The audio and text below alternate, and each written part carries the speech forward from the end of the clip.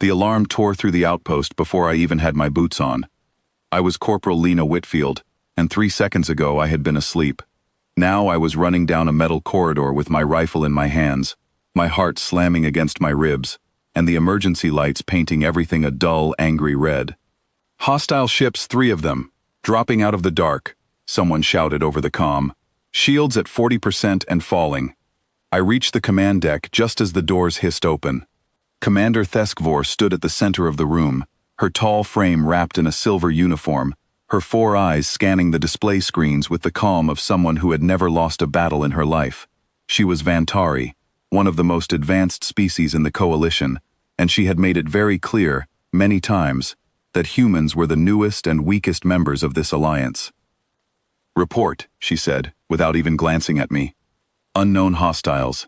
Energy signatures don't match anything in our database," said Ensign Priya Malhotra from her station, her fingers flying over the controls. "They're jamming our long-range scanners." Theskvor's mouth curled, not quite a smile. "Then we will simply have to greet them the old-fashioned way." I remembered the first week I arrived on this station. Theskvor had called me into the training yard to test my sidearm, a simple kinetic weapon that fired solid metal rounds using nothing more than compressed gas and old-fashioned engineering. She had picked it up between 2 long fingers like it was something she found on the bottom of her boot. "This is what humans bring to the Coalition," she had said to her officers, laughter dancing in her voice. "A tube that throws metal. Charming. Almost quaint." I had said nothing that day. What could I say?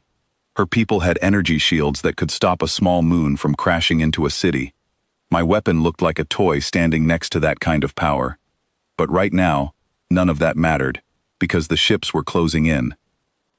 "Brace for impact," the ship's system announced, and a heartbeat later, the whole station shook so hard I nearly lost my footing. Sparks rained down from a ceiling panel. Someone screamed near the far wall. The lights flickered once, twice, then steadied. "Direct hit on the eastern shield array," Priya called out. "We are losing power fast." Theskvor moved to the tactical display, her 4 eyes narrowing at the incoming shapes on the screen. "Vantari fleet, respond with plasma cannons. Target their central hull." Out on the station's exterior cameras, I watched 3 of our escort ships open fire.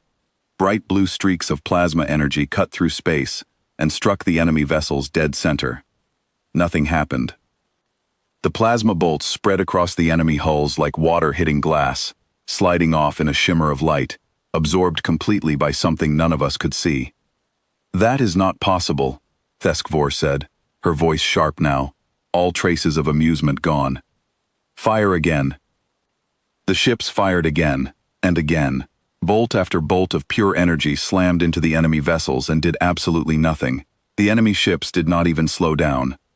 "Their hulls are absorbing our plasma fire and converting it into shield power," Priya said, her voice rising with panic. "Every shot we take makes their shields stronger." I felt a cold understanding settle into my stomach. These attackers, whoever they were, had built themselves specifically to defeat energy weapons. It made sense. Out here, among the stars, plasma and lasers were the standard. Any smart enemy would learn to counter the standard. "Reroute all power to the shield array," Theskvor ordered, her calm finally starting to crack at the edges. "We cannot let them breach the station." But the enemy ships were already turning, aiming small pods toward our docking bay. Boarding pods. They were coming inside. "They're going to land troops in Bay 3, I shouted, watching the screen. "That's right next to the reactor core." Theskvor turned to her security officers. Tall Vantari soldiers with plasma lances mounted on their arms, weapons that could melt through solid steel in seconds. "Defend the bay. Do not let them reach the core." I grabbed my rifle and ran with them, my boots pounding against the metal floor, my breath coming fast and sharp. We reached Bay 3, just as the boarding pods slammed into the outer hull with a metallic shriek.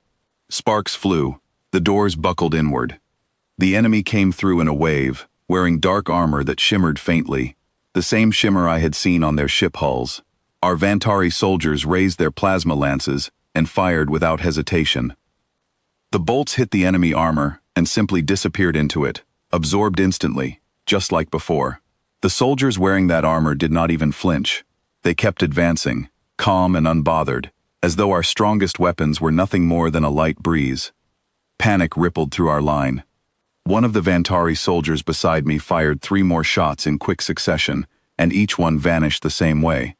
His confidence, so solid a moment ago, cracked wide open on his face. "Fall back!" Theskvor's voice crackled over the comm, tense now, stripped of all its earlier pride. Fall back and regroup. But there was no time. The enemy line was already closing the gap, and behind them, more pods were slamming into the hull. I looked down at my rifle, my simple, old-fashioned, laughed-at rifle. It did not fire plasma. It did not fire lasers. It fired solid metal, propelled by nothing more than basic mechanical force, the same idea humans had used since the first gun was built centuries ago on Earth. Their shields were built to absorb and redirect energy, but mass and motion were not energy in that sense. Mass was just mass. A moving piece of metal did not carry a charge to be absorbed. It carried momentum, and momentum could not be converted into shield power, because it was not the kind of force their armor was designed to read. "Everyone down!" I shouted, dropping to one knee and raising my rifle toward the front of the enemy line. I fired. The round struck the lead soldier's chest plate and did not vanish into shimmering light. It struck with a sharp, hard crack, and the soldier staggered backward, armor cracking at the point of impact, stunned by a kind of force his equipment had never been built to stop. For a moment, nobody moved. The enemy soldier looked down at his own chest in complete confusion, as though the laws of the universe had just been rewritten in front of him. "Again," I said to myself, and fired a second time, then a third. Each round hit exactly where I aimed, and each one landed with a raw, physical force that could not be absorbed, could not be converted, could not simply be shrugged off. The enemy line, which had marched forward without fear through a storm of plasma fire, began to break apart in confusion. "Human weapon fire is effective," Priya's voice rang out over the comm, disbelief clear in every word. "Repeat. Kinetic rounds are penetrating their shielding." Theskvor's voice cut in immediately. "All units, do you carry projectile weapons? Use them now." There were only a handful of us with kinetic rifles on the whole station, mostly other humans assigned to security details. We formed a line together, firing in careful, controlled bursts, driving the enemy soldiers back toward their damaged boarding pods step by step. I kept my breathing steady, the way I had been trained, sighting each shot instead of firing wildly. This was not about overwhelming force. It was about precision, about hitting the same reinforced points on their armor again and again until the material gave way. Within minutes, the enemy line broke completely. What was left of their boarding party retreated back through the shattered hull, dragging their stunned companions with them. Outside, their ships began pulling back too, their commanders clearly realizing that whatever this station carried, it was not something their weapons could counter. The bay doors sealed shut with a heavy, final clang, and for a moment, there was nothing but the sound of everyone breathing hard, the adrenaline slowly draining out of the room. Theskfor arrived a few minutes later, walking through the wreckage of Bay 3 with her 4 eyes taking in every detail, every scorch mark, every dented piece of enemy armor scattered across the floor. She stopped in front of me. For a long moment, she said nothing at all. "Explain this to me," she finally said, gesturing toward my rifle. "How did a weapon I once called a toy succeed where an entire fleet of plasma cannons failed?" I lowered my rifle and let out a slow breath before answering. "Your shields read energy. Mine isn't energy, it's just weight and speed.